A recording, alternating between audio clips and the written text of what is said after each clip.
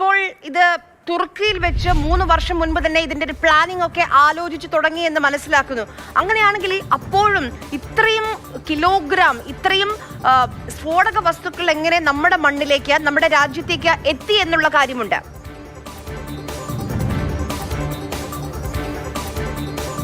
ഇപ്പോൾ കഴിഞ്ഞ ദിവസം മുതൽ പുറത്തേക്ക് വരുന്ന ഒരു കാര്യമുണ്ട്. ഈ പുൽവാമ ഫരീദാബാദ് ടെറർ മൊഡ്യൂൾ ഭീകര സംഘത്തിനുള്ള ഹാൻഡ്ലേഴ്സ് എന്ന് പറയുന്നത് അത് തുർക്കിയിലുള്ളവരും അതുപോലെ തന്നെ അഫ്ഗാനിസ്ഥാനിലുമുള്ളവരാണെന്നുള്ള കാര്യം കഴിഞ്ഞ ദിവസം തന്നെ അന്വേഷണ ഏജൻസികൾ കണ്ടെത്തിയിരുന്നു. അവരാണ് ഹാൻഡ്ലേഴ്സ്. അതിനു വേണ്ടിയിട്ടുള്ള ഫണ്ട് പ്രധാനമായിട്ടും ഈ സംഘം തന്നെയാണ് സ്വരൂപിച്ചത്.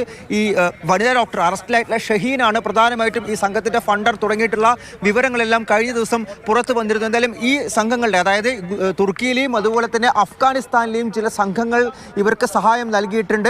ഇപ്പോൾ ഏറ്റവും പുതിയ വാർത്താ പ്രകാരം ഹരിയാനയിലെ നൂഹ് അതുപോലെ ഗുരുഗ്രാം ഈ രണ്ടിടങ്ങളിൽ നിന്നും ഈ പൊട്ടാസ്യം അടക്കം ചില രാസവളം അതായത് ഈ IED നിർമ്മിക്കാൻ തക്കതായിട്ടുള്ള ചില രാസവളങ്ങൾ കൂടി അവർ സ്വരൂപിച്ചിരുന്നു. അതെല്ലാം തന്നെ പിന്നീട് IED നിർമ്മിക്കാൻ വേണ്ടി എടുത്താണ്. ഇപ്പോൾ വലിയ തോതിൽ ഏകദേശം 2600 കിലോ ഉൾപ്പെടെ അമോണിയം നൈട്രേറ്റും പിടിച്ചെടുത്തിട്ടുണ്ട്. ഇതിൻ്റെ ഒപ്പം രാസവളം കൂടി കലർത്തി വൻതോതിൽ IED നിർമ്മിച്ചെടുക്കാനുള്ളൊരു പദ്ധതിയായിരുന്നു ഈ സംഘത്തിനുണ്ടായിരുന്നത്. അതിന് തുർക്കിയും അതുപോലെ അഫ്ഗാനിസ്ഥാനിൽ നിന്നും അടക്കം എന്തായാലും ഇവർക്ക് സഹായം ലഭിച്ചിട്ടുണ്ട് എന്നുള്ള കാര്യമാണ് നിലവിൽ അറിയാൻ സാധിക്കുന്നത്. നൈട്രജനും അതുപോലെ നൈട്രജനും ഫോസ്ഫറസും പൊട്ടാസ്യവും ചേർന്നിട്ടുള്ള രാസവളമാണ് ഇവർ ഹരിയാനയിലെ ഗുരുഗ്രാമിൽ നിന്നും അതുപോലെ നൂഹിൽ നിന്നും എല്ലാം തന്നെ സ്വരൂപിച്ചെടുത്തത്. അതിനുവേണ്ടി 3 ലക്ഷം രൂപ അവിടെ നൽകിയിട്ടുമുണ്ട്. പുതിയ ചില CCTV ദൃശ്യങ്ങൾ നമ്മുടെ മുന്നിലേക്ക് വരുന്നുണ്ട്. അതിൽ ഈ സ്ഫോടനത്തിന് തൊട്ട് മുൻപ് ഈ പറയുന്ന ഡോക്ടർ ഉമർ ഒരു പള്ളിയിലേക്ക് കയറുന്നതൊക്കെ ആ CCTV ദൃശ്യങ്ങളിൽ കാണാൻ കഴിയുന്നുണ്ട്. അപ്പോൾ ഈ 3 മണിക്കൂർ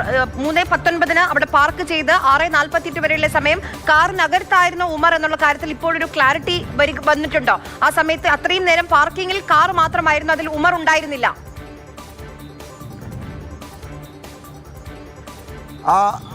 ഇപ്പോൾ പുറത്തു വന്നിരിക്കുന്ന ദൃശ്യങ്ങൾ അത് ഈ ചെങ്കോട്ടയ്ക്ക് സമീപത്ത് തന്നെയുള്ളൊരു പള്ളിയാണ്. തുർക്ക്മാൻ ഗേറ്റ് പള്ളി എന്നാണ് ആ സ്ഥലത്തിന്റെ പേര്, ആ പള്ളിയുടെ പേര്. ആ പള്ളിക്ക് അടുത്തുള്ള CCTV ദൃശ്യങ്ങളാണ് ഇപ്പോൾ പുറത്തു വന്നിരിക്കുന്നത്. അതിൽ ഈ കാർ ഓടിച്ചു എന്നുള്ള കാര്യം ഇപ്പോൾ DNA ഫലം പ്രകാരം സ്ഥിരീകരിക്കപ്പെട്ടിരിക്കുന്ന ഉമർ ഖുലാം നബിയുടെ ചിത്രം തന്നെയാണ് പുറത്തേക്ക് വന്നിരിക്കുന്നത്.